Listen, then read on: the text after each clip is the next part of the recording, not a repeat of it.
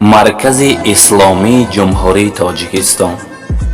قرار مجلس شورای علمای مرکز اسلامی جمهوری تاجیکستان از 21/07/2020 نمره 5 شهر دوشنبه درباره معین نمودن تجلیل روز عید سید قربان سال 2020 در قلمرو جمهوری تاجیکستان شورای علمای مرکز اسلامی جمهوری تاجیکستان قرار نمودند.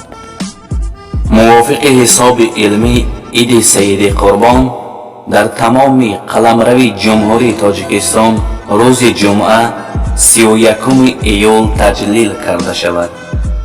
وابسته به شرایطی پیش آمده که از اختیار ما بیرون است، هر یک نمازگزار در وقت نماز عید در منزل خود با ذکر و نیایش و درود و دعا مشغول شود.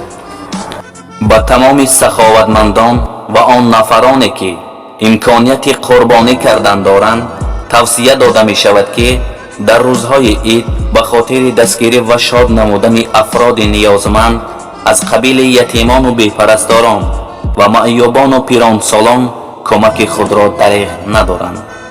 متن تبریکات ریاست شورای علما و مناسبت فرارسی عید سید قربان به تمام مردم کشور رسانیده شود. رئیس مجلس سید مکرم عبدالقادر زاده، کاتب مجلس عالموف و راوی این متن فیروز امینیان.